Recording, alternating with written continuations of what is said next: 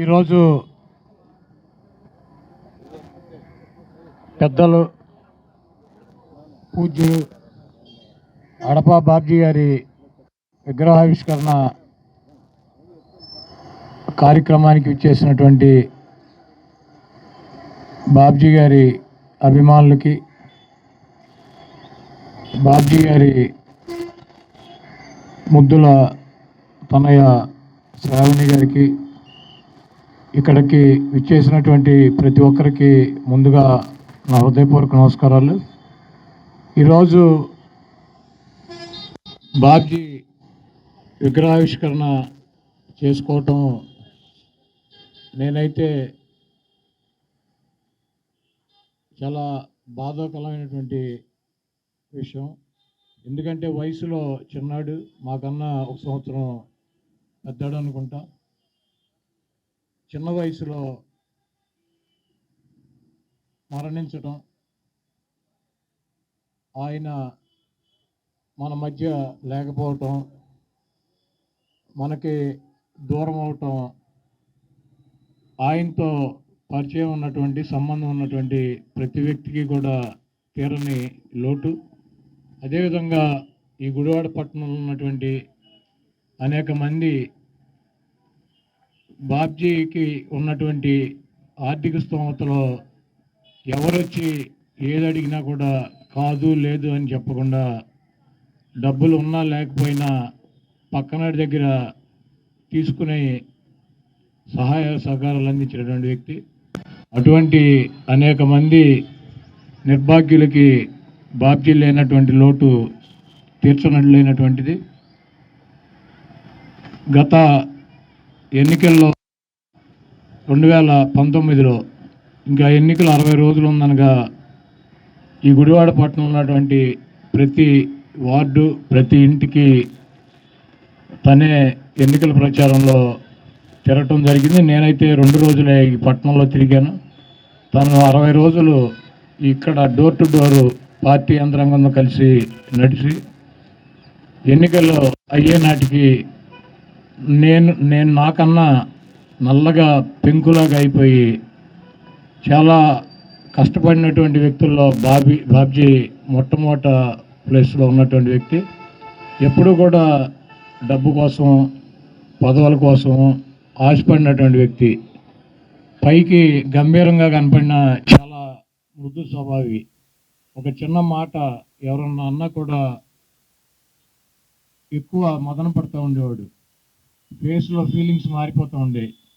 నేను చెప్పేవాడిని, బాబ్జీ మనం రాజకీయాలు ఉన్నాం, ప్రజా జీవితంలో ఉన్నాం, తిడతా ఉంటారు, పొగుడుతూ ఉంటారు, పూలు వేస్తారు, రాళ్ళు వేస్తారు, అవన్నీ పట్టించుకోమాక మనం చేసేటువంటి కార్యక్రమం మనకు కరెక్ట్ అని చెప్పి అనిపించినప్పుడు ఎవడో ఏదో అన్నాడని చెప్పి మనం పట్టించుకోవాల్సినటువంటి అవసరం లేదని చెప్పాం.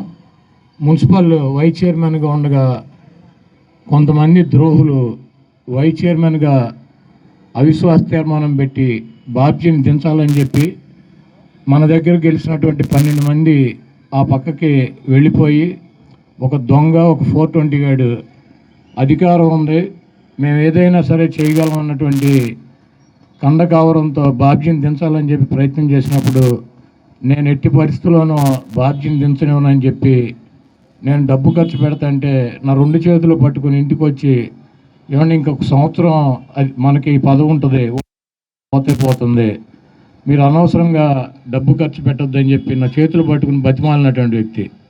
బాబ్జీ, నువ్వు ఒకటి గుర్తుపెట్టుకో, ఇది నీ పదవి, నా పదవి, పోవటం రావటం సంవత్సరం ఉండటం కాదు.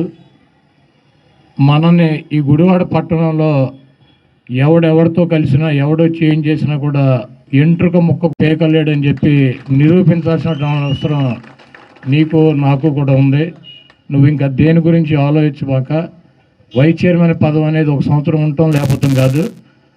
వాడి దించాలనుకున్న ప్రయత్నం చేసినటువంటి వాడి బాబు కాదు, వాడి తాత దిగి వచ్చినా కూడా ఇది సాధ్యం కానివ్వను. నేనున్నాను, నువ్వు నిలబడమంటే ఆ రోజు కళ్ళమ్మని నీళ్లు పెట్టుకుని, సరే మీ ఇష్టం, అలాగే చేద్దామని చెప్పి మేము బాబ్జీ వైస్ చైర్మన్ పదవి పోకుండా ఆ రోజు 2 కోట్ల రూపాయలు ఖర్చు పెట్టాం. నేను బాబ్జీ చేతుల మీదగానే ఖర్చు పెట్టమని చెప్తే ప్రతి రూపాయి ఖర్చు పెట్టేటప్పుడు కూడా కళ్ళమ్మట నీళ్లు పెట్టుకుని నాకైతే ఇష్టం లేదనేవాడు. నీ ఇష్టం, నాకు ఇష్టం లేదు, నీకు ఇష్టం లేదు, కాకపోతే రాజకీయాల్లో ఉన్నాం, మనం మన యొక్క స్థానాన్ని కాపాడుకోవాల్సినటువంటి బాధ్యత ఉంది, మనం ఏమైపోయినా పర్లేదు, నువ్వు ముందుకెళ్ళమని చెప్పి ఆ రోజు చెప్తే నేను వెనకాల ఉన్నప్పటికీ తనకి వైస్ చైర్మన్గా కౌన్సిలర్లు మద్దతు ఇచ్చారు, తెలుగుదేశం పార్టీ కౌన్సిలర్లు కూడా. ఎందుకంటే ఒక డబ్బు గురించే కాదు, డబ్బు ఖర్చు పెడితే ఏది సాధ్యం కాదు. బాబ్జీతో ఉన్నటువంటి సన్నిహితమైనటువంటి సంబంధాలు తెలుగుదేశం పార్టీలో కానీ వైసీపీలో కానీ బాబ్జీని వైస్ చైర్మన్గా దించడానికి తెలుగుదేశం పార్టీలో ఉన్నటువంటి 15 మంది కౌన్సిలర్లో 11 మంది అప్పుడు ఉన్నటువంటి చైర్మన్ 420 గడికి వ్యతిరేకంగా ఎదురు తిరిగి వాడి మీద అవిశ్వాస తీర్మానం పెట్టే పరిస్థితికి వస్తే వాడు కాళ్ళబేరానికి వచ్చి మాకు చంద్రబాబు ఉన్నాడు, ఆడమ్మ మొగుడు ఉన్నాడని చెప్పి సొల్లు కబుర్లు చెప్పిన నా కొడుకులు బాబ్జీని మధ్యవర్తిని పెట్టుకుని మాట్లాడి, బాబ్జీ నేను నీ గురించి వదిలేస్తాను, నా గురించి వదిలేయమని చెప్పి కాళ్ళబేరానికి వచ్చినటువంటి వ్యక్తి. అంటే పార్టీలతో సంబంధం లేకుండా వ్యక్తులతో అంత సన్నిహితమైనటువంటి సంబంధాలు నడిపినటువంటి వ్యక్తి. ఆ రోజు ఉన్నటువంటి పరిస్థితుల్లో మా దగ్గర గెలిచినటువంటి 20 మంది కౌన్సిలర్లో 12 మంది ఆడితో పడిపోయారు, 8 మంది మాకున్నారు. అవిశ్వాస తీర్మానం పెట్టిన బాబ్జీకి ఉన్నటువంటి మంచితనం, బాబ్జీకి ఉన్నటువంటి వాళ్ళతో ఉన్నటువంటి సంబంధాలతో ఆ రోజు బాబ్జీ ఎంట్రుక ముక్క కూడా పీకలేనటువంటి పరిస్థితి ఈ గుడివాడ పట్టణంలో ఉన్నటువంటి రాజకీయ ప్రముఖులకి ప్రజలకి కూడా తెలుసు.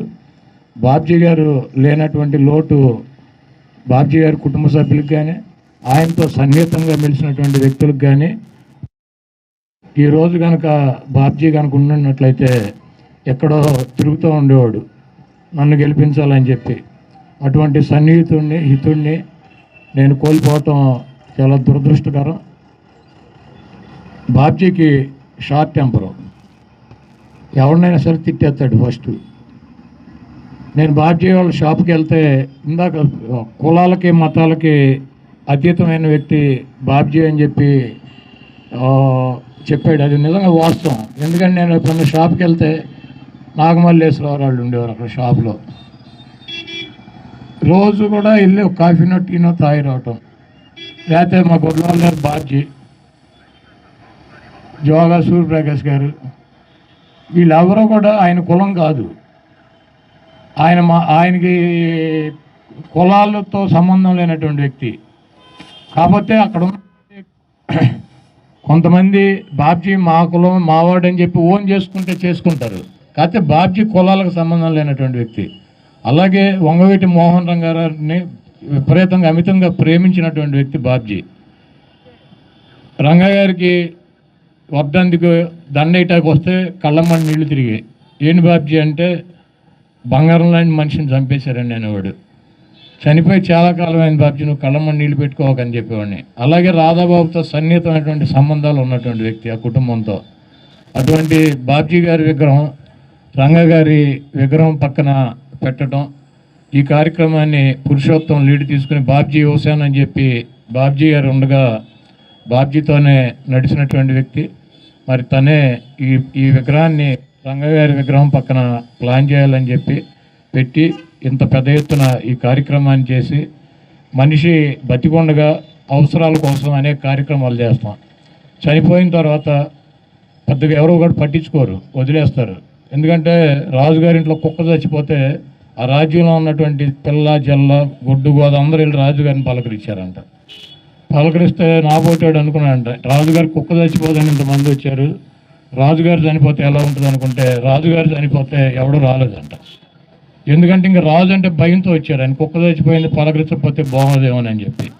ఈరోజు బాబ్జీ లేకపోయినప్పుడు కుటుంబ సభ్యులుగా భావించి ఈ రోజుకి బాబ్జీని హక్కును చేర్చుకున్నటువంటి ప్రతి గుండెకి కూడా నేను ధన్యవాదాలు తెలుపుతూ, ఇంకో జన్మంటూ ఉంటూ మా బాబ్జీ మేము ఉన్న చోటే ఉండాలని చెప్పి మాతో కలిసి సంపూర్ణమైనటువంటి జీవితం గడపాలని చెప్పి, అదేవిధంగా ఆయనకి ఆత్మ శాంతించాలని చెప్పి ఆయన కోరుకున్నట్టు ఆయన నడిచినటువంటి దారిలో మేము కూడా నడుస్తాం. ఆయన ఎక్కడ ఉన్నా కూడా ఆయన ఆశీస్సులు, ఆయన దీవెనలు మాకు, అదేవిధంగా శ్రావణ్ గారికి ఉండాలని చెప్పి కోరుకుంటూ సెలవు తీసుకుంటున్నాను.